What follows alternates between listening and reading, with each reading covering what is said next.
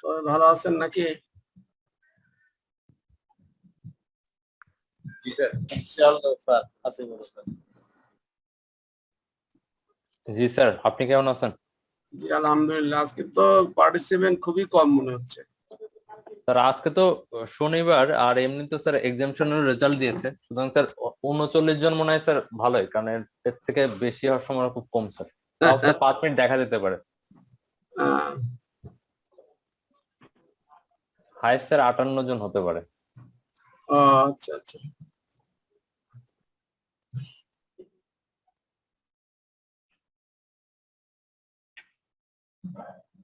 আমার শেয়ারিংটা কি দেখা যাচ্ছে? জি স্যার। ওকে।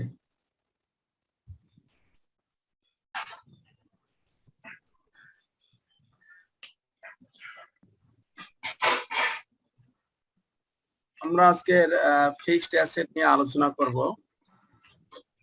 ফিক্সড অ্যাসেটের প্রথমে আমরা দেখব যে প্লান্ট অ্যাসেট কাকে বলে। Plant assets are long-lived tangible resource that are used in the operations of the business and are not intended for sale to customers. অর্থাৎ যেই রিসোর্সটা ট্যানজিবল রিসোর্স, যেটাকে ধরা ছোঁয়া যায়, সেই রিসোর্স যদি পুনরায় বিক্রির উদ্দেশ্যে না ব্যবহার করে যদি প্রতিষ্ঠানের কার্যাবলীর পরিচালনার জন্য যদি ব্যবহার হয়, তাহলে সেটাকে আমরা বলবো প্লান্ট অ্যাসেট। আর লং লিভ বলতে যার আয়ুষ্কাল বা যার total life of the asset more than 1 year, তাদেরকে আমরা বলবো long live tangible resource. They are also called, অনেক সময় আমরা বলি প্রপার্টি, অনেক সময় প্লান্ট, অনেক সময় ইকুইপমেন্ট, অনেক সময় প্লান্ট অ্যান্ড ইকুইপমেন্ট, অনেক সময় আমরা বলি ফিক্সড অ্যাসেট। বিভিন্ন নামে এদেরকে ডাকা হয়। অনেক সময় শুধু প্লান্ট বলি, অনেক সময় শুধু প্রপার্টি বলি, অনেক সময় শুধু ইকুইপমেন্ট বলি, অনেক সময় প্লান্ট অ্যান্ড ইকুইপমেন্ট বলি, অনেক সময় ফিক্সড অ্যাসেট বলি। All are the same thing.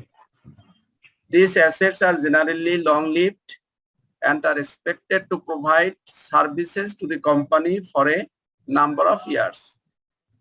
তাহলে আমরা প্লান্ট অ্যাসেট সম্পর্কে একটা আইডিয়া পেলাম যে অ্যাসেটগুলা বিক্রির উদ্দেশ্যে না, ব্যবসা প্রতিষ্ঠানের কার্যাবলী পরিচালনার উদ্দেশ্যে এ নাম্বার অফ ইয়ার্স, মানে একাধিক বছরের জন্য ব্যবহার হয়ে থাকে এবং যেটা ধরা ছোঁয়া যায়, সেগুলোকে আমরা বলি প্লান্ট অ্যাসেট বা প্রপার্টি অথবা ইকুইপমেন্ট অথবা প্লান্ট অ্যান্ড ইকুইপমেন্ট, অথবা অনেক সময় আমরা ফিক্সড অ্যাসেট হিসেবে এদেরকে আখ্যায়িত করি।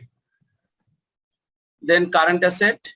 A current asset is one that is either already cash or will be converted into cash within a short period of time or in the normal course of trading. That is current asset live for 1 year. Example আমরা দিয়েছি cash, inventory, receivable, short term investment. অর্থাৎ যে সমস্ত resource গুলা 1 বছরের জন্য ব্যবসাতে ব্যবহৃত হয় এবং যেগুলো খুব তাড়াতাড়ি ক্যাশে রূপান্তর করা যায় অথবা ক্যাশ হিসাবে ব্যবহৃত হয়, সেই ধরনের অ্যাসেটকে আমরা বলি কারেন্ট অ্যাসেট। আর non current asset, any assets acquired for retention by an entity for the purpose of providing a service to the business and not held for resale in the normal course of trading. A non-current asset is a resource acquired by an organization with the intention of using it for future benefit, as they will be used to earn income for a long period of time. That is non-current asset, long lived for more than 1 year. Example, land, building, machinery and equipment. তাহলে আমরা অনেক সময় এখানে যেমন plant অ্যাসেটে এবং আপনার নন current অ্যাসেটের মধ্যে যেমন এখানে দেখতেছি বিল্ডিং আছে, ল্যান্ড আছে, হ্যাঁ, কিন্তু প্লান্ট অ্যাসেটের মধ্যে কিন্তু ল্যান্ড নাই, বিল্ডিং নাই। সো দ্যাট যদিও প্লান্ট অ্যাসেট লং লিভড এবং মোর দ্যান 1 ইয়ার এবং ট্যানজিবল, নন কারেন্ট অ্যাসেটও তাই, বাট এটা হলো ওই প্লান্ট অ্যাসেটের বাইরে যে সমস্ত লং টার্ম অ্যাসেট গুলো আছে সেগুলা কি আমরা বলি নন কারেন্ট অ্যাসেট, এবং উদাহরণ হিসেবে বলেছি যেমন land, building, machinery and equipment etcetera. আর ট্যানজিবল অ্যাসেট কি? জি sir, excuse me sir, sir আমরা যে প্লান্টের সংজ্ঞা অনুযায়ী তো বুঝতেছিলাম যে বিল্ডিংটা হবে প্লান্ট অ্যাসেট, কিন্তু এখানে তো স্যার বলতেছেন যে না। স্যার প্লান্ট অ্যাসেটের উদাহরণ কি হতে পারে স্যার? প্লান্ট অ্যাসেটের উদাহরণ এই যে বলেছি যে plant, equipment, plant and equipment আর ফিক্সড অ্যাসেট বলি আমরা এগুলোকে। সাধারণত যে সমস্ত মেশিনারি আমার ব্যবহৃত হয় নরমালি সেগুলোকে আমরা প্লান্ট অ্যাসেট বলি। আর নন কারেন্ট অ্যাসেট আমাদের যেমন ল্যান্ড, হ্যাঁ ল্যান্ড আছে যেমন ল্যান্ড, এই ল্যান্ডটাকে কিন্তু আমি আর প্লান্ট অ্যাসেট বলবো না, ঠিক আছে? বিল্ডিংটাকে আমি প্লান্ট অ্যাসেট বলবো না, একটু ডিফারেন্স আছে, দুইটাই লং টার্ম কিন্তু একটু ডিফারেন্স আছে। আবার নন একই কারেন্ট মনে হচ্ছে যে একই স্যার, মনে হচ্ছে না, একই স্যার। একই না, আমি কারণটা যদি হচ্ছে যে স্যার আমরা একটু ক্লিয়ারটা মানে কনফিউশন হচ্ছে স্যার, সেটা হচ্ছে যে পার্থক্য কি? হ্যাঁ, non-current assets include plant asset, but plant asset not include non-current asset. অর্থাৎ নন কারেন্ট অ্যাসেট বললে আমরা প্লান্ট অ্যাসেট কে বুঝবো, কিন্তু শুধু প্লান্ট অ্যাসেট বললে আমরা নন কারেন্ট অ্যাসেট কে বুঝবো না। দুটার মধ্যে ডিফারেন্স হলো, যেমন প্লান্ট অ্যাসেট যদি আমি বলি সেক্ষেত্রে প্লান্ট এবং ইকুইপমেন্ট এগুলা এই ধরনের জিনিসগুলাকে বুঝাবে, ল্যান্ড কে যেমন বুঝাবে না। ল্যান্ড আমরা যদি বলি তাহলে that is non current asset. এবং এখানে যেমন আবার বলেছে মেশিনারি এন্ড ইকুইপমেন্ট, তাহলে machinery and equipment also a plant asset. So non current assets include plant asset, but the plant asset not include non current asset. এবার বুঝতে পেরেছেন? বুঝছি স্যার। স্যার জি, স্যার। এক্ষেত্রে গাড়ি তার যদি মানে হয়, গাড়ি কি প্লান্ট অ্যাসেট হবে? না, যে গাড়ি একটা হবে নন আপনি কারেন্ট যেহেতু- অ্যাসেট, গাড়ি হবে নন কারেন্ট অ্যাসেট। আর স্যার স্যার কম্পিউটার? এইটা তো স্যার দেখাও যায়, ধরা যায়, এবং এটা তো স্যার বিক্রির উদ্দেশ্যে না, এটা গাড়িতে আমরা অপারেশনাল কাজে ব্যবহার করব। জি, এই হিসাবে তো স্যার মনে হচ্ছে যে প্লান্ট অ্যাসেট মনে হয়, কিন্তু জিনিসটা আসলে একটু এলোমেলো লাগতেছে স্যার। এলোমেলো যদি লাগে তাহলে শুধু নন কারেন্ট অ্যাসেট বলবেন। প্লান্ট অ্যাসেট বুঝতে যদি আপনার অসুবিধা হয় আপনি বলবেন fixed asset or non current asset. জি, thank you sir. Then tangible asset, an asset that have a physical substance and can be touched, such as plant, building, equipment. যে সমস্ত অ্যাসেট গুলাকে ধরা এবং ছোঁয়া যায় সেগুলাকে বলা হয় ট্যানজিবল অ্যাসেট। যেমন উদাহরণ হিসেবে আমরা বলেছি plant, building, equipment, these are the tangible asset. And intangible asset কোনটা? An asset that does not have a physical substance and cannot touch. It can which can be purchased or internally generated, such as brand name, goodwill, trademarks, patents. These are the intangible asset. অর্থাৎ যে asset গুলাকে আমরা দেখতেও পারি না অনেক সময়, ধরতেও পারি না অনেক সময়, হ্যাঁ কাজ করতে পারি না অনেক সময়, সেই ধরনের অ্যাসেটকে আমরা বলবো ইনট্যানজিবল অ্যাসেট। যেমন আমরা বলেছি যে গুডউইল, ট্রেডমার্ক, প্যাটেন্টস, হ্যাঁ ব্র্যান্ড নেম, এগুলা কি সাধারণত এগুলো ধরাও জানা, ছোঁয়াও জানা, কিন্তু এগুলো একটা ভ্যালু আছে, সেই জন্য এগুলাকে আমরা বলি ইনট্যানজিবল অ্যাসেট। অনেক সময় সংজ্ঞা আসে, ছোট ছোট সংজ্ঞা আসে, আমরা সেই জন্য এগুলো একটু ডিফাইন করে নিচ্ছি। দেন আমরা ডেপ্রিসিয়েশন জানবো যে what is depreciation. Depreciation is the process of allocating to expense the cost of a plant asset over its useful life in a rational and systematic manner, or it is a service cost of a fixed asset. It is a process of cost allocation, not a process of asset valuation. অর্থাৎ বলা হয়েছে যে depreciation হলো অ্যাসেটের একটা service charge. আপনি যদি অ্যাসেটটা না থাকতো বা অ্যাসেটের এগেইনস্টে যদি আপনি ডেপ্রিসিয়েশন ক্যালকুলেশন না করতেন, তাহলে ওই জিনিসটা হয়তো আপনাকে কিনতে হতো বা আপনার ওই জিনিসটা আপনার আরেকজনের কাছ থেকে সার্ভিসটা নিতে হতো এবং সেখানে একটা কস্ট আপনাকে বিয়ার করতে হতো।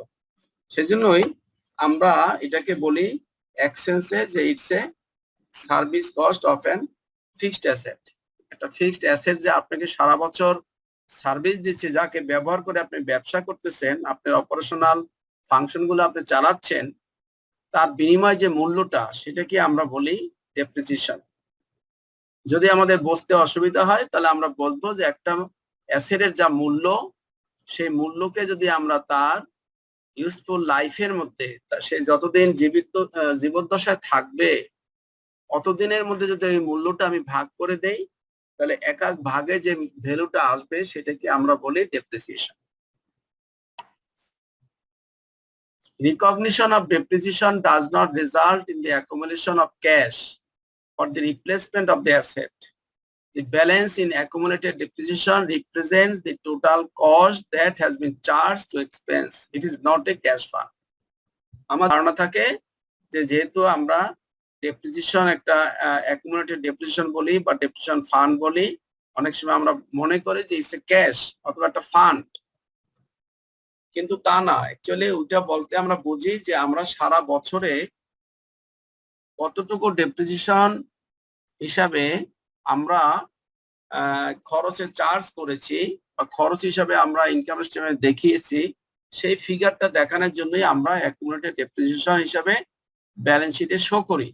কিন্তু it's not a cash or fund. এটা কোনো ক্যাশও না, কোনো ফান্ডও না। ক্লিয়ার সবাই? জি স্যার।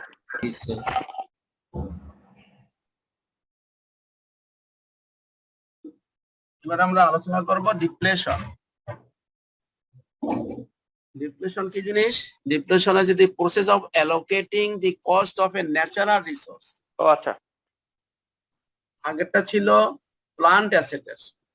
প্লান্ট অ্যাসেট যে খরচটা সেটাকে আমরা অ্যালোকেট করেছি।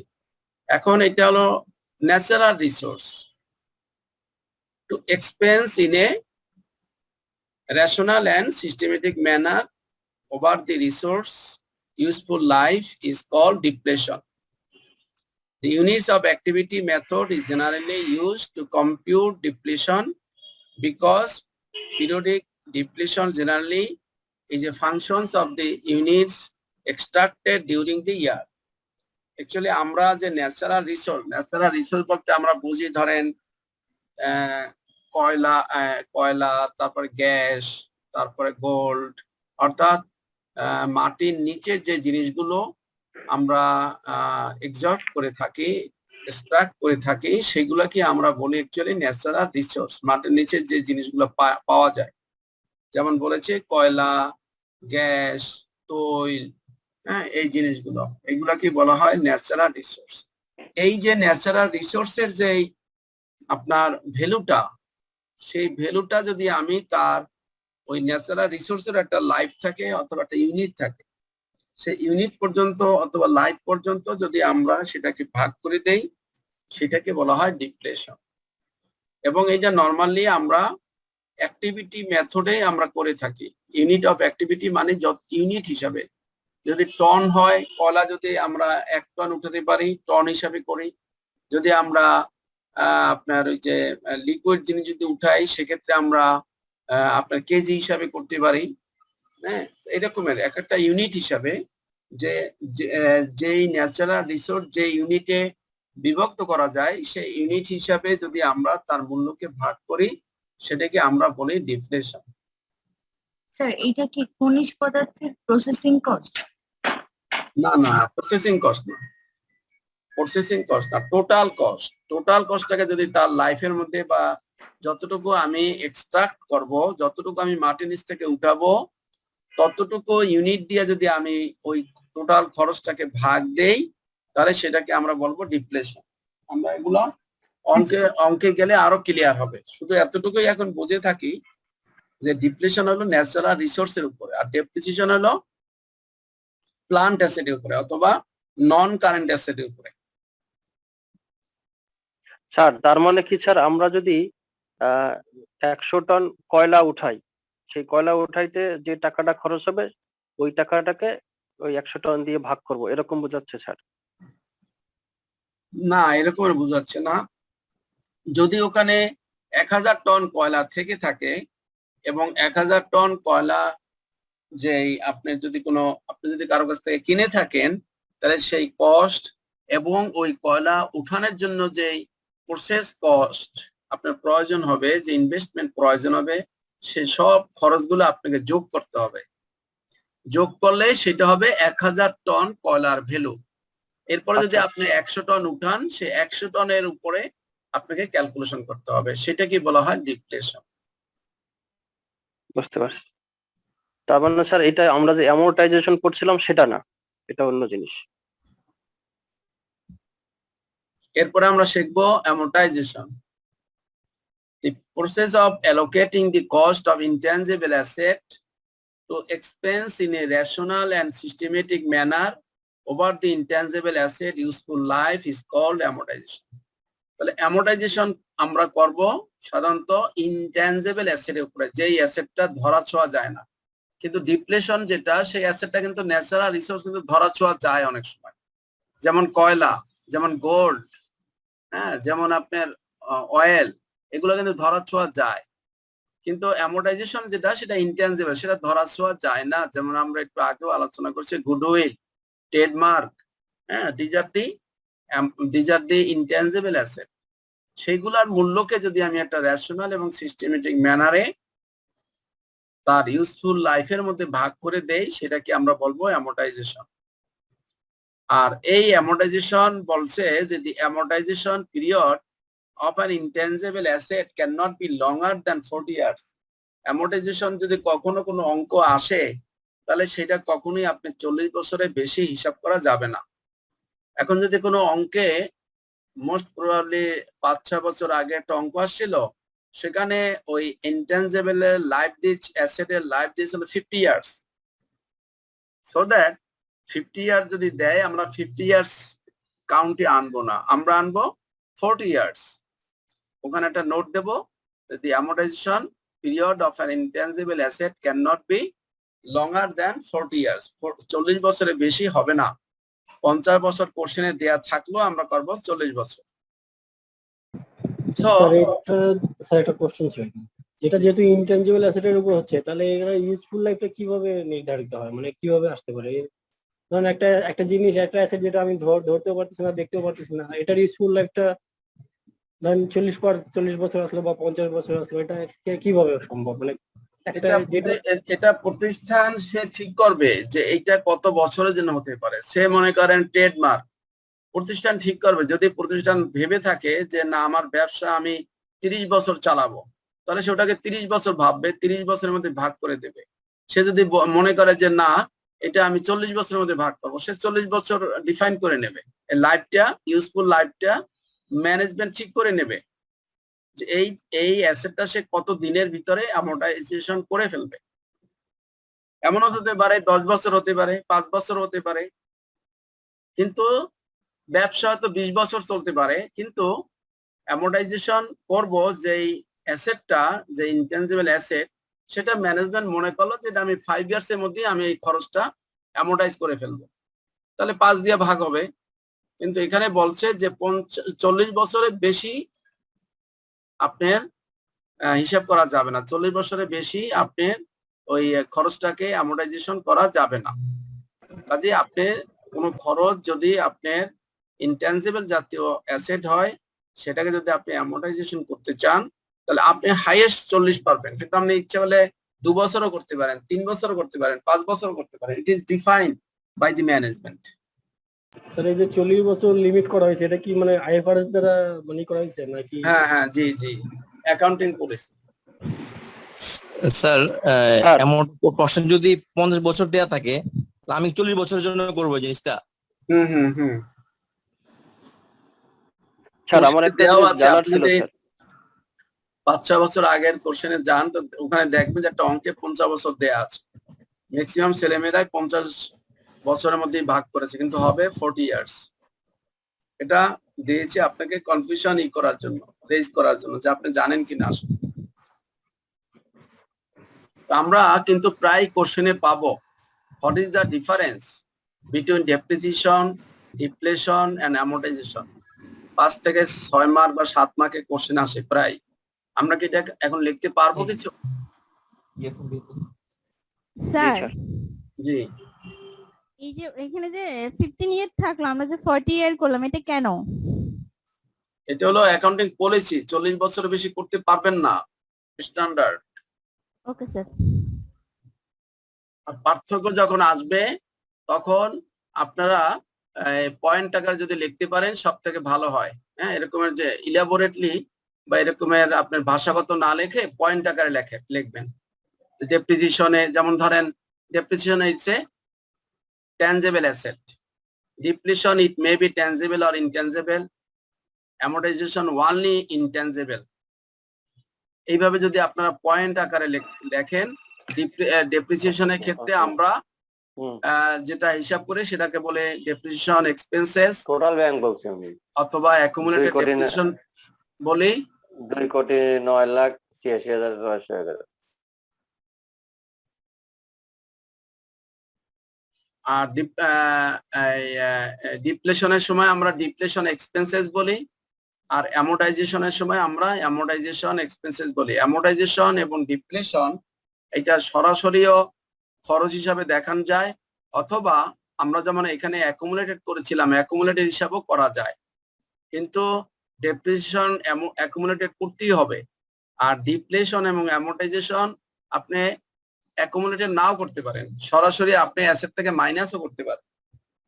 আমরা যেমন ডেপ্রিসিয়েশন বলেছি যে অ্যাকুমুলেটেড ডেপ্রিসিয়েশন, অর্থাৎ এখানে আমরা অ্যাসেট থেকে সরাসরি মাইনাস করি না, কিন্তু ডিপ্লেশন এবং অ্যামোর্টাইজেশন আমরা ইচ্ছা করলে অ্যাকুমুলেটেডও করতে পারি অথবা সরাসরি অ্যাসেট থেকে মাইনাসও করতে পারি। This are the difference. প্রথম সংজ্ঞা বলবেন, তারপরে অ্যাকাউন্টিং ট্রিটমেন্ট গুলা বলবেন। স্যার সরাসরি মাইনাস করার কথাটা স্যার যদি একটু আবার বলতেন স্যার। সে মনে করেন আপনার একটা গুডউইলের ভ্যালু আছে ধরেন 1 লাখ টাকা, ওটা ধরেন ম্যানেজমেন্ট সিদ্ধান্ত নিয়েছে যে 10 বছর সে এটা অ্যামোর্টাইজেশন করবে 10 বছরের মধ্যে। এখন পার ইয়ারে আসে কত তাহলে? 10,000। 10,000। এখন আপনি ইচ্ছা করলে ব্যালেন্স শিটে 1 লাখ মাইনাস 10,000 সমান 90,000 দেখাতে পারেন। আর আপনার ওই যে অ্যাকুমুলেটেড যে অ্যামোর্টাইজেশন সেটা আপনার দেখানোর দরকার নাই, সরাসরি ওই গুডউইল থেকে মাইনাস করে দেবেন। এইটাকে বলছি আমি যে মাইনাস করে দেখান যায়, কিন্তু ডেপ্রিসিয়েশনের সময় আমরা অ্যাকুমুলেটেড ডেপ্রিসিয়েশন হিসেবে মাইনাস করবো, আমরা সরাসরি অ্যাসেটটাকে কমাবো না, অ্যাসেটের ভ্যালুটা থেকে যাবে। আর এখানে অ্যাসেটের ভ্যালুটা কমে যায়, 1 লাখ থেকে 10,000 মাইনাস করলে 90,000 হবে। এবার বুঝতে পেরেছেন? জি স্যার। ডিপ্লেশনও ঠিক একই অবস্থা, ডিপ্লেশন এবং অ্যামোর্টাইজেশন একইভাবে করা যায়, বাট ডেপ্রিসিয়েশন কিন্তু আপনি অ্যাকুমুলেটেড করতেই হবে। আর ডিপ্লেশন অ্যামোর্টাইজেশন ইচ্ছা করলে এটাও অ্যাকুমুলেট করতে পারবেন, ইচ্ছা করলে এটা ডাইরেক্ট মাইনাস করতে পারবেন। This are the difference between depreciation, depletion and amortization. প্রায় কিন্তু আপনার 5 থেকে 7 মার্কের কোশ্চেন আছে। ওকে, আমরা কিভাবে রেকর্ডিং করব সেটা আমরা শিখে নেই। জার্নালটা কিভাবে হবে? যখন আমরা জার্নাল করব তখন আমরা ডেপ্রিসিয়েশন এক্সপেন্স অ্যাকাউন্টকে আমরা ডেবিট করব, আর একটু আগেও বলেছি আমরা অ্যাকুমুলেটেড ডেপ্রিসিয়েশন অ্যাকাউন্টকে ক্রেডিট করব। তার মানে এখানে কিন্তু সরাসরি আমরা অ্যাসেটকে লেস করতেছি না, অ্যাসেটকে কমাচ্ছি না, অ্যাসেটটা যে টাকার মূল্যে সেই টাকাই থেকে যাচ্ছে, শুধুমাত্র একটা এক্সপেন্সেস আমরা ইনকাম স্টেটমেন্টে চার্জ করতেছি, আর আরেকটা অ্যাকুমুলেটেড হিসাবে একটা অ্যাকাউন্ট ক্রিয়েট করে সেটা আমরা ব্যালেন্স শিটে নিচ্ছি, কিন্তু আমরা কিন্তু এখান থেকে অ্যাসেটকে কমাচ্ছি না।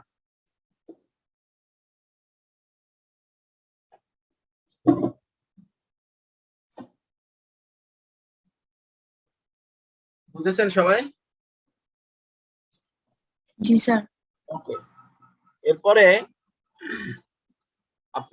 আমরা আসবো ডিপ্লেশন। ডিপ্লেশনের সময় আমরা বলেছি যে ডিপ্লেশন এক্সপেন্সেস ডেবিট, ওই যে দেখেন আমরা এখানেও অ্যাকুমুলেটেড করতে পারবো টু অ্যাকুমুলেটেড ডিপ্লেশন অথবা স্পেসিফিক ন্যাচারাল রিসোর্স একটু আগে যেটা বললাম, সরাসরি আমরা অ্যাসেটকেও ক্রেডিট করতে পারবো, অথবা অ্যাকুমুলেটেড ডিপ্লেশনকেও আমরা ক্রেডিট করতে পারবো, দুটোই করতে পারবো। কিন্তু ডেপ্রিসিয়েশনের ক্ষেত্রে কিন্তু আমরা অ্যাসেটকে ক্রেডিট করি নাই, কমাই নাই, সরাসরি অ্যাসেটটা রেখে দিছি। কোনটা করা মোর অ্যাকুরেট? এক একটার ক্ষেত্রে মানে ডিপ্লেশনের ক্ষেত্রে কোনটা মোর অ্যাকুরেট? না স্যার, ডিপ্লেশনের ক্ষেত্রে হ্যাঁ। হ্যাঁ, ডিপ্লেশনের সময় মানে রিসোর্স কে মাইনাস করা হলো মোর অ্যাকুরেট।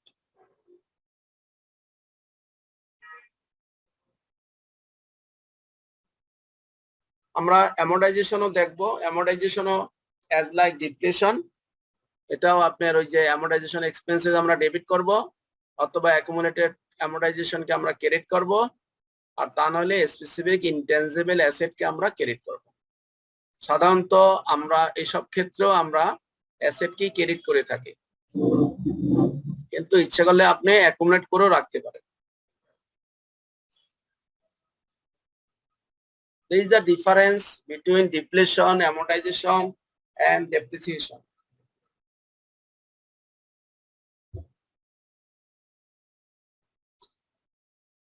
এবার আমরা কিভাবে মেথড, ডেপ্রিসিয়েশন মেথড গুলো আমরা দেখব।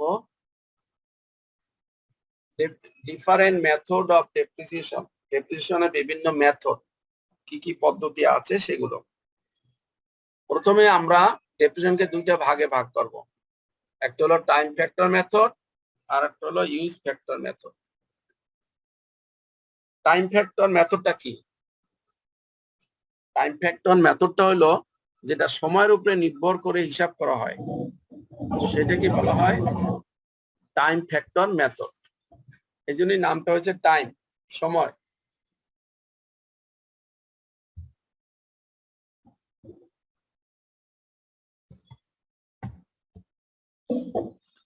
আর ইউজ ফ্যাক্টর মেথড হলো যেটা ইউজের উপরে ডিপেন্ড করে আপনার ক্যালকুলেশন করা হয়, সেটাকে বলা হয় ইউজ ফ্যাক্টর মেথড। প্রথমে হলো দুই রকমের, একটা হলো ইউজ ফ্যাক্টর মেথড আর একটা হলো টাইম ফ্যাক্টর মেথড। সময়ের উপরে নির্ভর করে যে সমস্ত ডেপ্রিসিয়েশন করা হয় সেটাকে পরবর্তী পর্যায়ে দুটো ভাগে ভাগ করেছে, একটা হলো স্ট্রেট লাইন মেথড আর একটা হলো decreasing charge method or accelerated depreciation method. অনেক সময় কোশ্চেনে এক্সিলারেটেড শব্দটাও আসে, অনেক সময় কোশ্চেনে ডিক্রিজিং মেথড কোশ্চেনটাও আসে। কাজেই আমরা দুটো যে এক জিনিস সেটা আমাকে জানতে হবে, যেটাই আসুক না কেন একই জিনিস, ডিক্রিজিং চার্জ মেথড অথবা এক্সিলারেটেড ডেপ্রিসিয়েশন মেথড। এখানে বোঝাই যাচ্ছে যে ডিক্রিজিং চার্জ মেথড অর্থাৎ আপনি যে চার্জ করবেন সেটা সবসময় ডিক্রিজ করবে, কমতে থাকবে। যে ডেপ্রিসিয়েশনটা হবে সেটা প্রতি বছরই কমবে, ডিক্রিজ করবে। এই জন্যই এই মেথডটার নাম হয়েছে ডিক্রিজিং চার্জ মেথড অথবা এক্সিলারেটেড ডেপ্রিসিয়েশন মেথড। এই ডিক্রিজিং চার্জ মেথড আবার তিন রকমের, একটা হলো ডিক্লাইনিং ব্যালেন্স মেথড, একটা হলো ডাবল ডিক্লাইনিং ব্যালেন্স মেথড, আর একটা হলো sum of the years digit method. Declining balance method, এখানে দেখবে সবসময় ব্যালেন্সটা ডিক্লাইন করে দিচ্ছে। ডিক্লাইন মানে হলো কমে যাওয়া, কমতেছে। আর ডাবল ডিক্লাইনিং ব্যালেন্স মেথড, এটা বলতে কি বোঝায়? ডাবল ডিক্লাইনিং ব্যালেন্স মেথড এটা বলতে কি বোঝায়? দ্বিগুণ পরিমাণে কমবে, ডিক্লাইনিং এর ডাবল হবে এটা। যেটা ডিক্লাইনিং হবে স্টেটটা ডাবল হবে, তাই না? শব্দে তো সেটাই বোঝা যাচ্ছে স্যার। হ্যাঁ, শব্দে সেটাই বোঝা যাচ্ছে, কিন্তু বুঝতে হবে উল্টা। শব্দে যেটা আছে তার উল্টা বুঝতে হবে। আসলে এটা ডিক্লাইনিং ব্যালেন্সের সাথে কোনো নেই, এটা রিলেশন হবে স্ট্রেট লাইনের সাথে। স্ট্রেট লাইন মেথডে যা হবে তার ডাবল হবে, কিন্তু নাম হলো ডাবল ডিক্লাইনিং ব্যালেন্স মেথড। এটা আমরা প্র্যাকটিক্যালি যখন করবো তখন আমরা দেখবো। আরেকটা হলো sum of the years digit method. Sum of the years মানে কি? সাম মানে যোগ করা, অফ দ্য ইয়ার্স বছরগুলোকে যোগ করা, ডিজিট মেথড অর্থাৎ বছরগুলোকে যোগ করে তারপর আমরা সেই পদ্ধতিতে ডেপ্রিসিয়েশন ক্যালকুলেশন করব।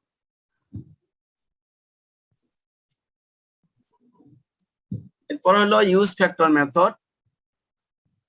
আগে বলেছি যে ইউজ মানে হলো ব্যবহারের উপরে নির্ভর করে যে মেথড গুলো, সেটাকে আমরা দুটো ভাগে ভাগ করেছি। একটা হলো সার্ভিস আওয়ার মেথড, অনেকগুলো দেখবেন যে আওয়ার উপরে নির্ভর করে, ঘন্টার উপরে নির্ভর করে। আবার অনেকগুলো দেখবেন ইউনিটের উপরে নির্ভর করে, ইউনিট অথবা আউটপুট। তাহলে এই জন্য আমরা এটার নাম লিখেছি productive output or units of activity. যে অ্যাক্টিভিটিটা ইউনিটের উপরে নির্ভর করে অথবা আউটপুটের উপরে নির্ভর করে, এমন ধরনের অ্যাক্টিভিটিকে আমরা প্রোডাক্টিভ আউটপুট অথবা ইউনিট অফ অ্যাক্টিভিটি মেথডে আমরা বের করব। এই হলো আমাদের থিওরিটিক্যাল আলাপ আলোচনা ডেপ্রিসিয়েশনের উপরে। এবার আমরা প্র্যাকটিক্যালি আমরা সূত্রে যাব, সূত্রে গিয়ে আমরা প্রত্যেকটা ডেপ্রিসিয়েশন হিসাব করব। তাহলে আমরা যদি অ্যাট এ গ্যালেন্স বলি, যদি এইভাবে স্টেপ বাই স্টেপ না বলি, তাহলে ডেপ্রিসিয়েশন টোটাল কত রকমের হতে পারে?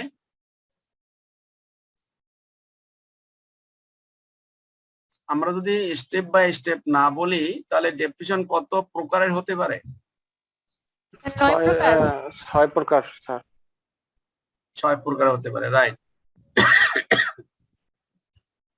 Straight line depreciation, declining balance depreciation, double declining balance, sum of the years, total service hour and productive output.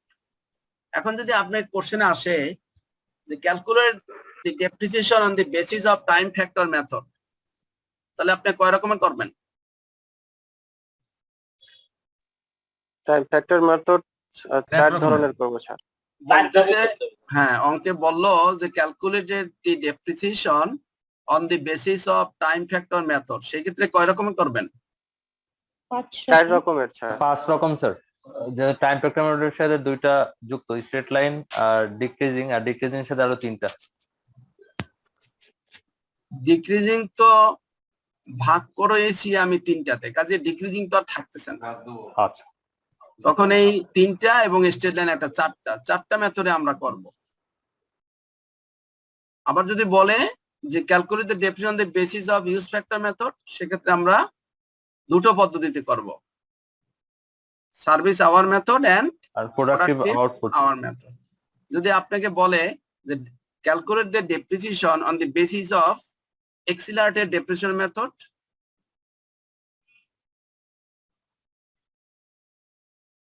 কোশ্চেনে যদি হ্যাঁ 3 রকমের, সো দ্যাট এই জিনিসগুলো কিন্তু আপনাদের মনে রাখতে হবে। কোশ্চেনে কি চাচ্ছে, এক্সিলারেটেড ডেপ্রিসিয়েশন মেথড বলতে কিন্তু 3টাকেই বুঝাবে। অনেক সময় কিন্তু এইভাবেই কোশ্চেনটা আসে, calculate the depreciation on accelerated depreciation method.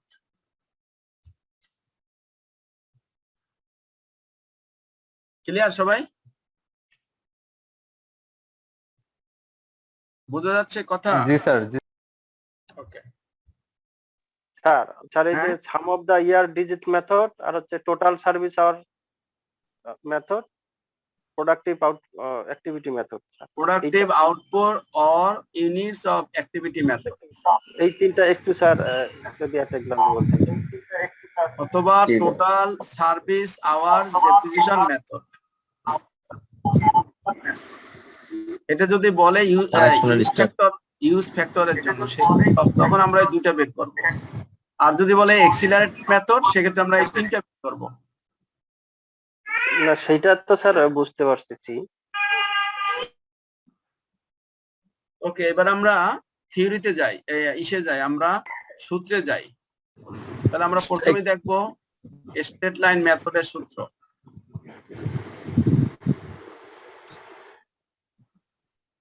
Straight line মেথডের সূত্র হলো কস্ট পার ইয়ার, প্রতি বছর কত টাকা ডেপ্রিসিয়েশন হবে সেটা আমরা বের করব।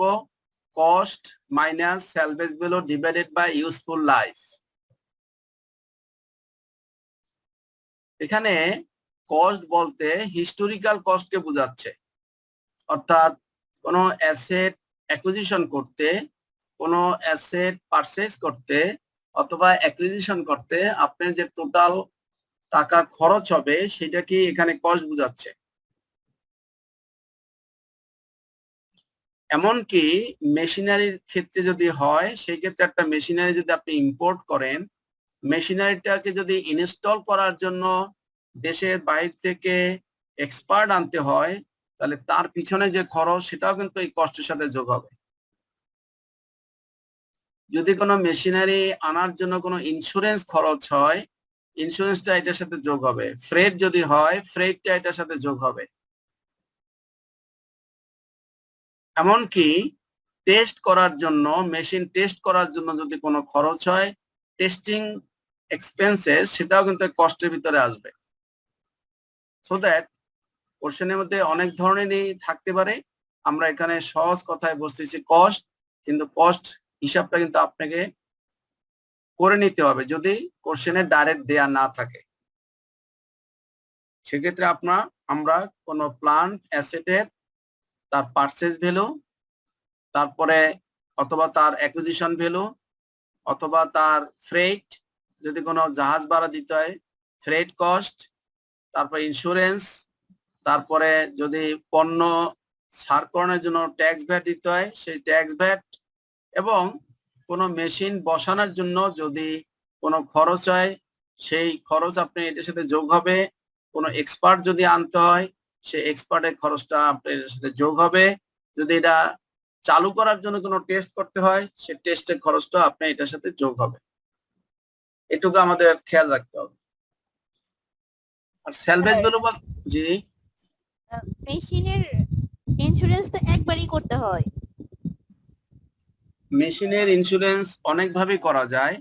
মেশিনটা যখন আপনি ইম্পোর্ট করবেন তখন হলে একটা ইন্স্যুরেন্স, মেশিনটা যখন চলবে তখন আরেকটা ইন্স্যুরেন্স করা যায়।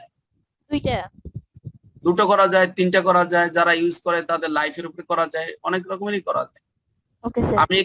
আমি এখানে বুঝাচ্ছি যে মেশিনটা যদি দেশের বাহির থেকে আনেন সেক্ষেত্রে ইন্স্যুরেন্স না করে আপনি ইম্পোর্ট করতে পারবেন না। ওই ক্ষেত্রে যে ইন্স্যুরেন্স খরচটা যায় সেটা মেশিনের কস্টের সাথে অ্যাড হবে। Okay sir.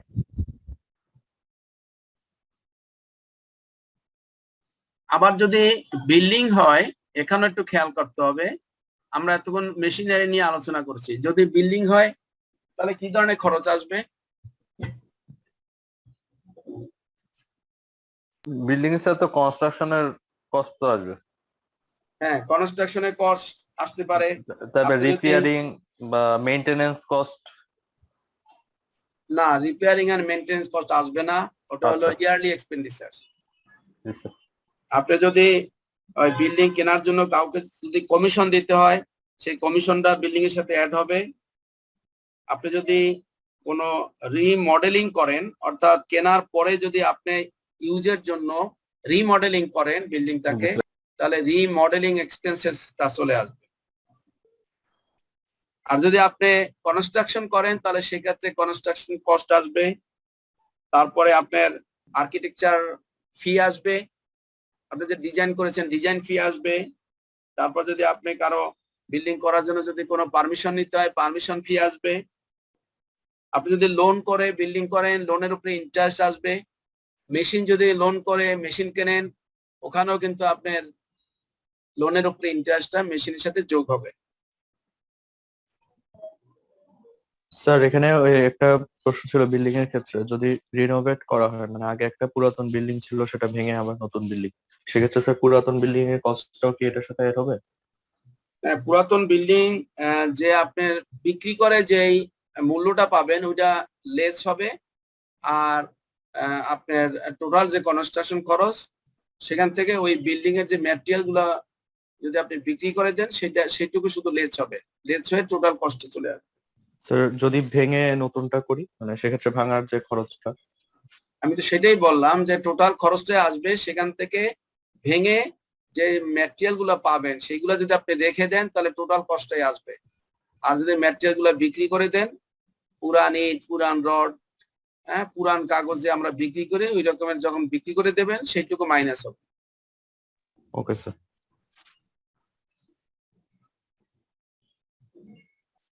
ক্লিয়ার সবাই? ওকে, এরপরে আমরা স্যালভেজ ভ্যালু অথবা এটার আরেকটা নাম হলো রেসিডুয়াল ভ্যালু।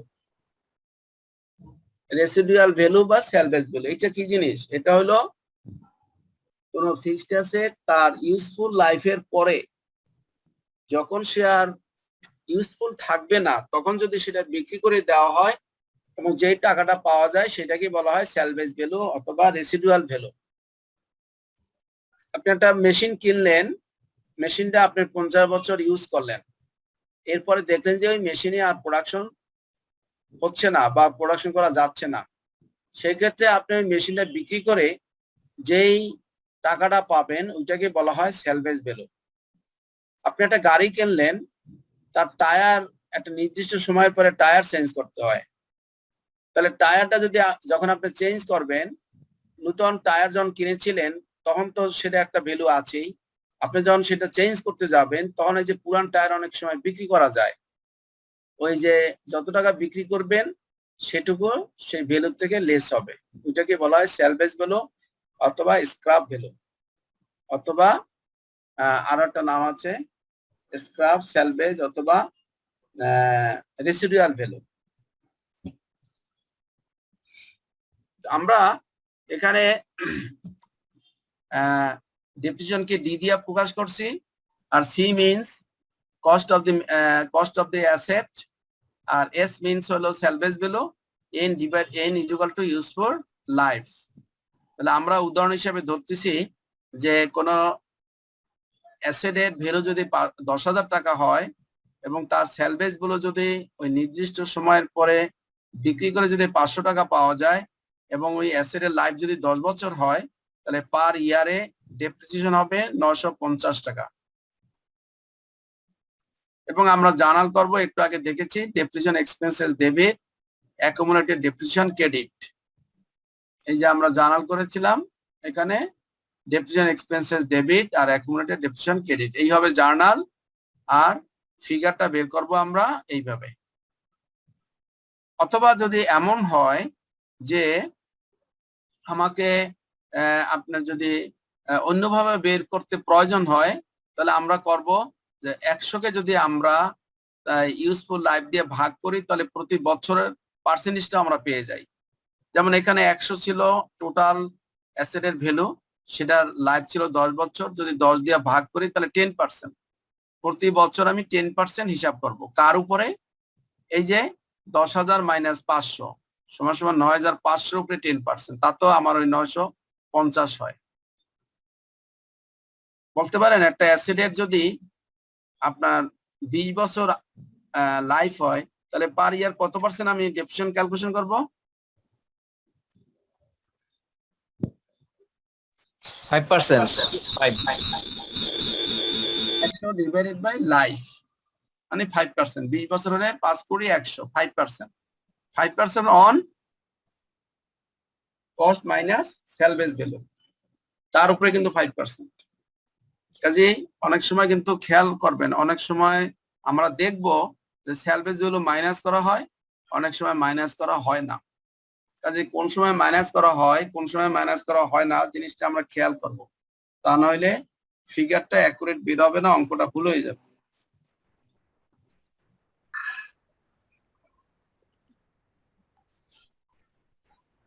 এবার আমরা ডিক্লাইনিং ব্যালেন্স মেথড দেখব।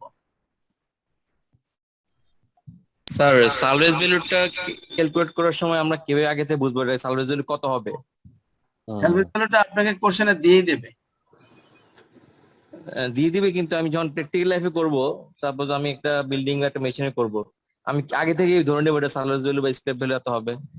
স্যালভেজ ভ্যালুটা আপনি 5 জন লোককে ডাক দিবেন যারা এই স্ক্র্যাপ ম্যাটেরিয়াল কিনে, এরকমের 5টা প্রতিষ্ঠানকে আপনি ডাক দেবেন, ডাক দিয়ে বলবেন যে এই বিল্ডিংটা ভেঙে তুমি নেবা, কত টাকা দিবা বলো। 5 জনে যখন রেট দেবে তখনই আপনি বুঝতে পারবেন যে আপনি হাইয়েস্ট কত বিক্রি করতে পারবেন। আপনার বাসা যদি পুরান পেপার থাকে আর 3টা ফেরিওয়ালাকে যদি জিজ্ঞাসা করেন কেজি কত করে নিবা, তখনই আপনি একটা আইডিয়া হবে যে আপনি এই 20 টাকার বেশি কেজি বিক্রি করতে পারবেন না পেপার। ওইভাবে আপনি হিসাব করবেন যে স্যালভেজ ভ্যালু কত হতে পারে। নরমালি ব্যাপারটা মনে হয় স্যার এভাবে বলতে আছে যে একটা বিল্ডিং হয়তো বা 20 বছর পরে কত যাইতে পারে, তাহলে আমার তো স্যার ডেপ্রিসিয়েশনটা করতে হবে এই বছর থেকেই আগামী 20 বছর পর্যন্ত, তারপরে যে স্যার কি পরিমাণ স্যালভেজ ভ্যালু আসতে পারে এইটার একটা আনুমানিক ইচ্ছা আছে স্যার। হ্যাঁ, সেটা তো আপনার অ্যাকুরেট হবে না, এটা অ্যাজাম্পশন, এটাকে আপনি ধারণা করতে হবে যে কি হতে পারে। তখন আপনি ধারণা করবেন ওই যে রডের যে পুরো যে রড গুলো থাকবে সেই রডের এখন হলো আপনার 70,000 টাকা টন, এরপরে ওই সময় পুরানটা কত হতে পারে 15 বছর পরে, সেইভাবেই আপনাকে অ্যাজাম্পশন করে বের করতে হবে।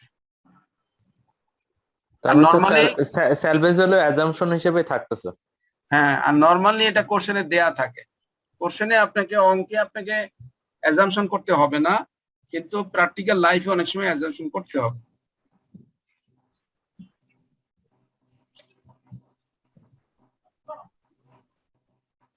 বুঝতে পারছেন? ওকে, এরপর আমরা ডিক্লাইনিং ব্যালেন্স মেথড দেখব। Some assets given a greater service and therefore depreciate more in their early years than they do in later years. অর্থাৎ কোন অ্যাসেট আছে যেগুলো আপনাকে প্রাথমিক দিকে বেশি সার্ভিস দেবে এবং ওর লাইফ যত বেশি হবে ও আস্তে আস্তে তার সার্ভিসটা কমে যাবে, ওইটাকে বলা হয় গ্রেটার সার্ভিস এই আর্লি ইয়ারে। ফর দিস রিজন, এই জন্যই it is considered sensible to charge a higher amount of depreciation in the earlier years. এই জন্যই প্রথম থেকে ডেপ্রিসিয়েশনটা একটু বেশি ক্যালকুলেশন করা হয়, যেহেতু সে সার্ভিসটা বেশি দিচ্ছে আর আস্তে আস্তে সে পুরান হয়ে যাবে আর তার সার্ভিসটা কমে যাবে, সেই জন্য আমরা সাধারণত এই ধরনের অ্যাসেটের ক্ষেত্রে আমরা সাধারণত প্রথম দিকে ডেপ্রিসিয়েশনটা একটু বেশি হিসাব করি। This method of depreciation is known as the declining balance method. এই ধরনের ডেপ্রিসিয়েশন কি বলা হয়? Declining balance method depreciation. রেটটা কি হবে? The rate of depreciation will be as follows: R is equal to 1 minus n root over s divided by c.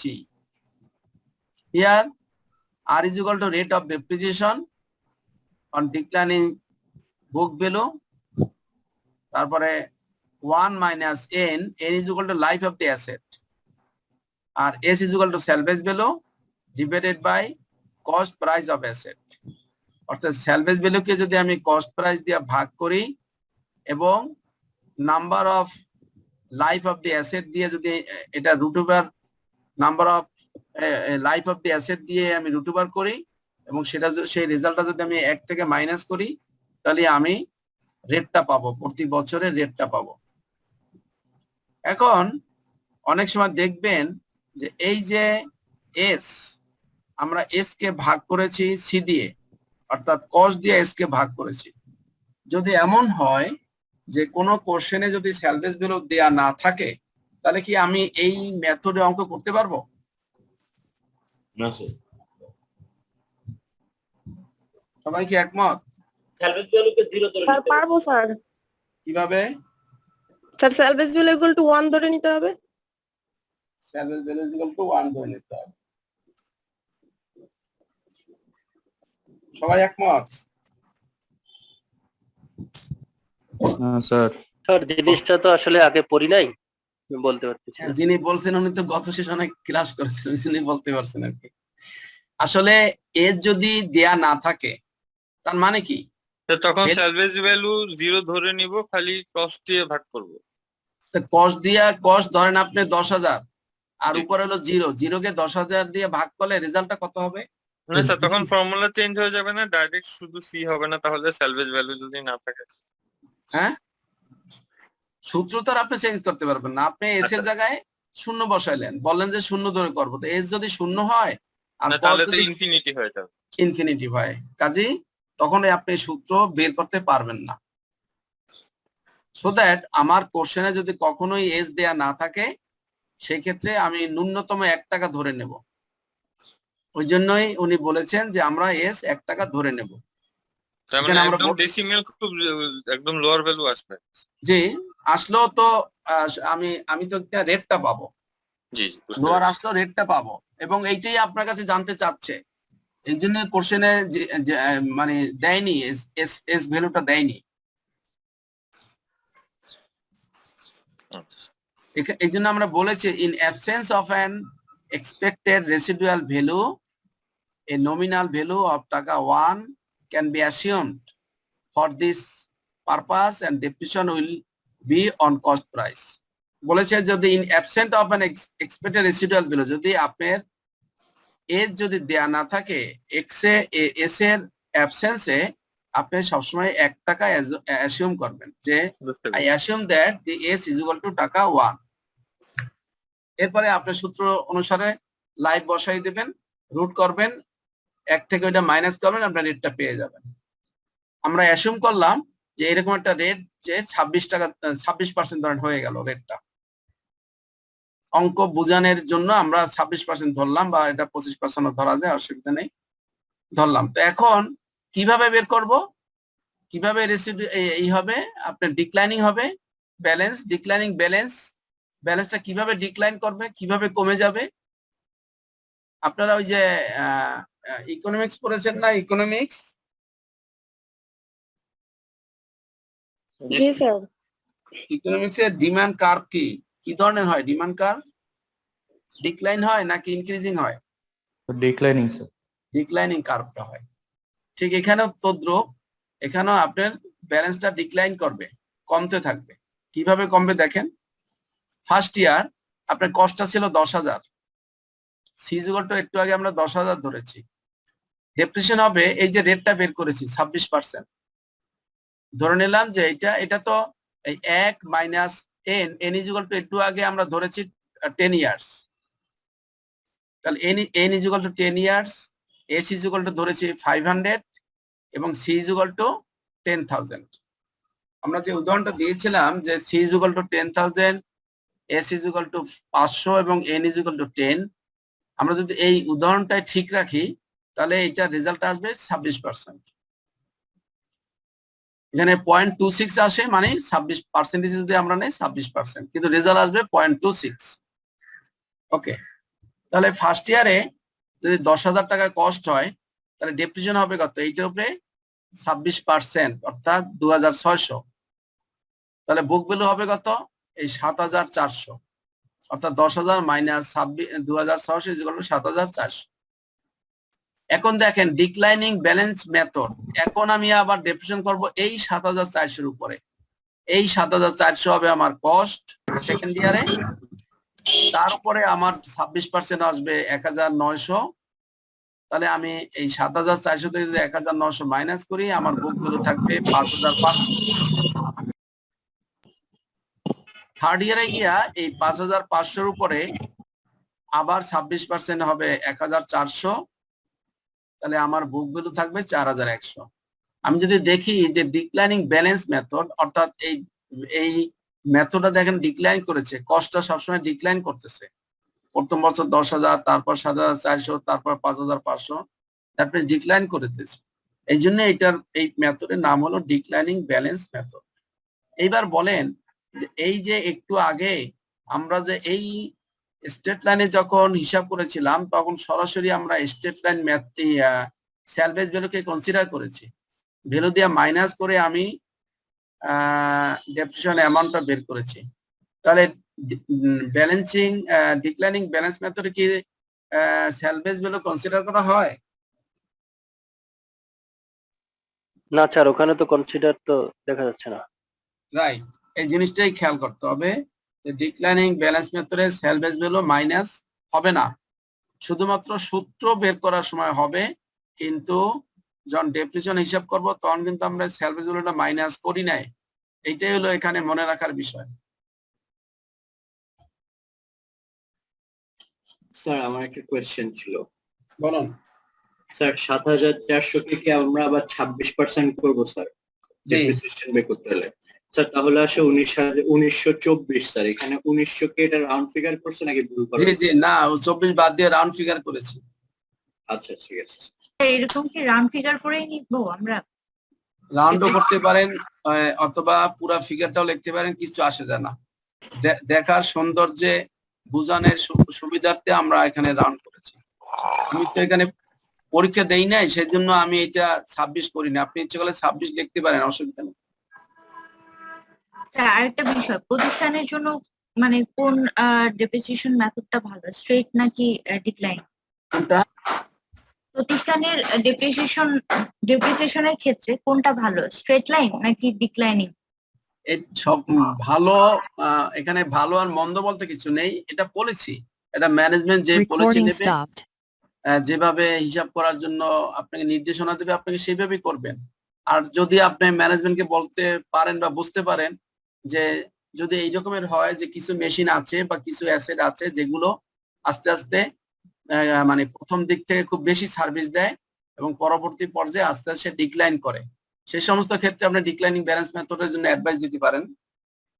আর যদি মনে করেন যে না, এই অ্যাসেটটা সারা বছরই সমানই সার্ভিস দিবে, যেমন মনে করেন যে একটা বিল্ডিং, কিন্তু ওই 10 বছর থাকলে একইভাবে বিল্ডিং এ দাঁড়াই আছে, কাজে আপনি বিল্ডিংটা স্ট্রেট লাইন মেথডই করতে পারেন। কিন্তু আপনি যদি মেশিন, এমন কোন মেশিন যদি হয় যে মেশিনটা আস্তে আস্তে তার প্রোডাকশন অনেক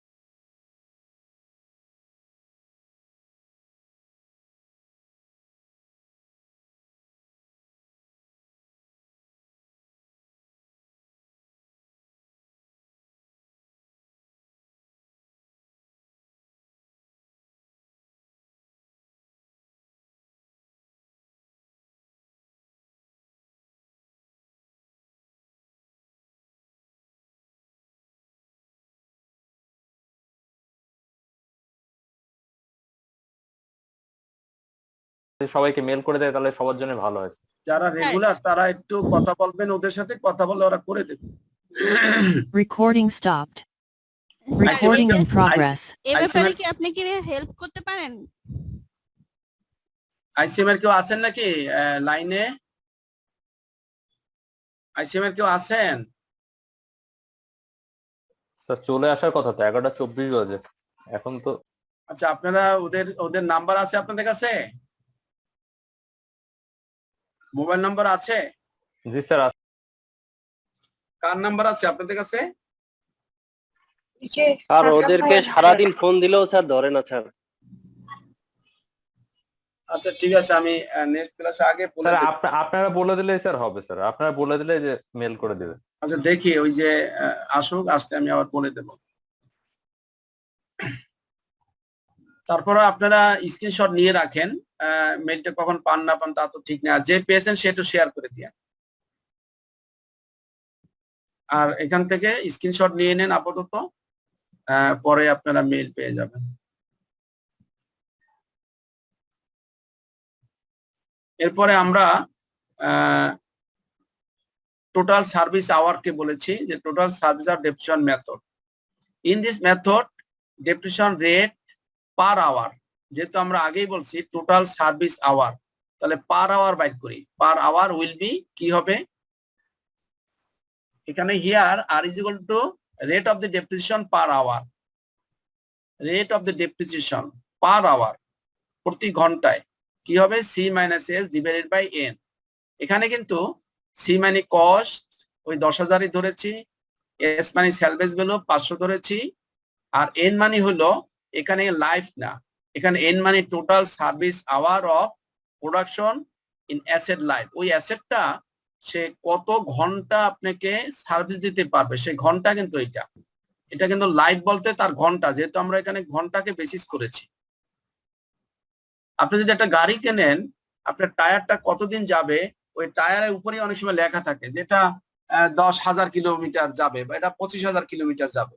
আপনার গাড়িটা যখনই 25,000 কিলোমিটার হবে তখনই ভাববেন যে আপনার টায়ারের এইটা শেষ হয়ে গেছে, তার টেম্পার শেষ হয়ে গেছে, আপনার টায়ারটা চেঞ্জ করা উচিত। ঠিক ওই রকমের কোন মেশিনের উপরে খোদাই করা লেখা থাকে যে এত ঘন্টা সে কাজ করতে পারবে। এরকম একটা মেশিন 20,000 ঘন্টা সে কাজ করতে পারবে, এইটাই হলো তার life on the basis of our. তাহলে আমরা যদি ডেপ্রিসিয়েশন বের করতে চাই তাহলে প্রতি ঘন্টায় আমার ডেপ্রিসিয়েশন হবে 0.475। এখন যদি যে বছরে যে প্রোডাকশন হবে, যত ঘন্টা কাজ করবে ঘন্টার উপরে ভিত্তি করে আপনার ডেপ্রিসিয়েশনটা হবে। ধরুন ফার্স্ট ইয়ারে সে 1,500 ইউনিট প্রোডাকশন করেছে, বা এখানে আওয়ার সরি হবে 1,500 আওয়ার,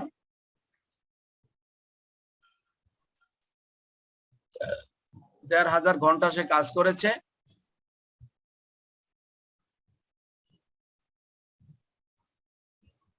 প্রতি ঘন্টায় কস্ট হলো 0.475, সো দ্যাট ডেপ্রিসিয়েশন হবে 7,712 টাকা। সেকেন্ড ইয়ারে এসে হয়তো 2,500 ঘন্টা কাজ করেছে, তার ডেপ্রিসিয়েশন হবে 1,188 টাকা। থার্ড ইয়ারে হয়তো 2,500 হয়েছে, তার ডেপ্রিসিয়েশন হবে 1,188। এমনও হতে পারে ফার্স্ট ইয়ারে গিয়ে 1,188 হতে পারে, থার্ড ইয়ারে গিয়ে 500 হতে পারে। ইজ ডিপেন্ড অন আওয়ার, অর্থাৎ যেই বছরে টোটাল যত ঘন্টা কাজ করবে তার উপরে নির্ভর করে তার ডেপ্রিসিয়েশন, কারণ রেট তো সমান, প্রতি ঘন্টার ডেপ্রিসিয়েশন সেম। এখন যেই বছর যত ঘন্টা কাজ করবে সেই বছর তার উপরে ডিপেন্ড করে ডেপ্রিসিয়েশনটা হবে। এটাকে বলা হয় সার্ভিস আওয়ার ডেপ্রিসিয়েশন। খেয়াল করবেন এখানে এন ইজ ইকুয়াল টু হবে আওয়ার। আওয়ার তো আমাদের প্রশ্ন উল্লেখ করে দিবে, অবশ্যই উল্লেখ করে দেবে। তারপর হলো প্রোডাক্টিভ আউটপুট, আউটপুট অথবা ইউনিটস অফ অ্যাক্টিভিটি, কত ইউনিট সে প্রোডাকশন করলো অথবা কত আউটপুট করলো তার উপরে নির্ভর করে ডেপ্রিসিয়েশন হিসাব করব। সো দ্যাট এখানে কিন্তু R is equal to depreciation rate per unit, depreciation rate per unit, per ইউনিটে কত। এখানে ধরেন ওই মেশিন সে টোটাল 2500 ইউনিট প্রোডাকশন করতে পারবে, এর বেশি আর পারবে না। সো দ্যাট এখানেও আমি c minus s divided by n, n মানে হলো এখানে total units which the machine produced in his life, তার জীবদ্দশায় সে যতটুকু প্রোডাকশন করতে পারবে, যত ইউনিট, সেই ইউনিট দিয়ে আমি ভাগ করেছি। পার ইউনিট হয়েছে 3 টাকা 80 পয়সা। 3 টাকা 80 পয়সা যদি হয় তাহলে আমার প্রথম ইয়ারে, প্রথম বছর আমি ধরলাম 100 ইউনিট করলো, তাহলে কস্ট পার ইউনিট ছিল 3 টাকা 80 পয়সা, মানে 380 টাকা হয়ে গেল। সেকেন্ড ইয়ারে 200 হইলো, ডেপ্রিসিয়েশন হবে 760। থার্ড ইয়ারে গেলে 50 ইউনিট করলো, তাহলে ডেপ্রিসিয়েশন হবে 190। সো তার এখানে ডেপ্রিসিয়েশন বাড়বে না কমবে, কি হবে, depends on the production of the unit. যত ইউনিট হবে বা আউটপুট হবে তার উপরে ডিপেন্ড করে এটা হিসাব করে বের করতে হবে। সো দ্যাট আমরা ডেপ্রিসিয়েশন সব মেথডই কিন্তু আমরা হিসাব করে ফেলেছি। এট এ গ্ল্যান্স কেউ কি বলতে পারবেন কোথায় কোথায় আমরা স্যালভেজ ভ্যালুটা কনসিডার করেছি? স্যার স্ট্রেট লাইনে করেছি আর সাম অফ দ্য ইয়ারে করেছি। আর আওয়ারে করি নাই? হ্যাঁ হ্যাঁ হ্যাঁ আওয়ারে করেছি। তারপর আমরা ইসে করি নাই, ইউনিটে করি নাই। ইসে করেছি। হ্যাঁ, তাহলে ভুলে গেলেন কিভাবে? তাহলে আমরা শুধুমাত্র 2টা মেথডে করি নাই। ডাবল ডিসলাইন। হ্যাঁ, এই জিনিসটাই মনে রাখবেন যে এখানে স্যালভেজ ভ্যালু ডাবল ডিক্লাইনিং ব্যালেন্সে করি নাই, আর হলো ডিক্লাইনিং ব্যালেন্স মেথডে করি নাই। এই দুইটা মেথডে সরাসরি স্যালভেজ ভ্যালুটা মাইনাস করা হয়নি, আর বাকি সবগুলা কিন্তু মাইনাস করা হয়েছে। পরীক্ষার হলে কিন্তু এখানেই ভুলটা হয়। অঙ্ক সবাই পারবেন, কিন্তু স্যালভেজ ভ্যালুটা গিয়া সবাই দেখবেন যে ভুল করে ফেলছেন। কাজে এইটুকুই মনে রাখবেন যে 2টা মেথডে স্যালভেজ ভ্যালু হবে না, বাকি সবগুলোতেই স্যালভেজ ভ্যালু হবে।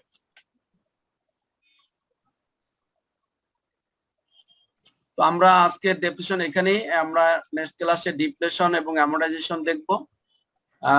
আমাদের সময় শেষ। আইসিএম কেউ আছেন নাকি? স্যার প্রোডাক্টিভ আউটপুটটা এক পেজে দিলে স্যার একটু ভালো হতো স্যার। প্রোডাক্টিভ আউটপুট, জি স্যার, ওটা স্যার একসাথে দিলে স্যার। এটা জি স্যার, এটা এটা জি স্যার। আর এই উদাহরণটা? জি স্যার, এটা একসাথে দিলে স্যার ভালো হতো। আচ্ছা দেখি, দাঁড়ান নিয়ে আসি। স্যার ওই নিচে নামিয়ে দিলেই হতো স্যার। নিচে নামাই দেই। স্যার আওয়ার আর জি স্যার, ইনপুটের এখান থেকে স্যার ক্ষেত্রে নিচে নামিয়ে দিলে হবে স্যার। স্ক্রিনশট নেবেন? জি স্যার, নেন। Thank sir you sir. Hour আর ইনপুটের ক্ষেত্রে আমার সূত্র তো একই, শুধু এনটা চেঞ্জ হবে, তাই তো? হ্যাঁ, এনটা এক জায়গা হবে আওয়ার, এক জায়গা হবে ইউনিট।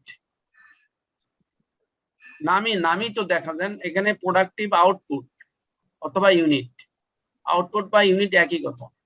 আর ওখানে হলো আওয়ার্স, সার্ভিস আওয়ার্স, এই যে আওয়ার্স। কাজে আপনি যখন মেথডটা লিখবেন তখনই তো মেথডের মধ্যে বলা আছে আওয়ার আর ইউনিট।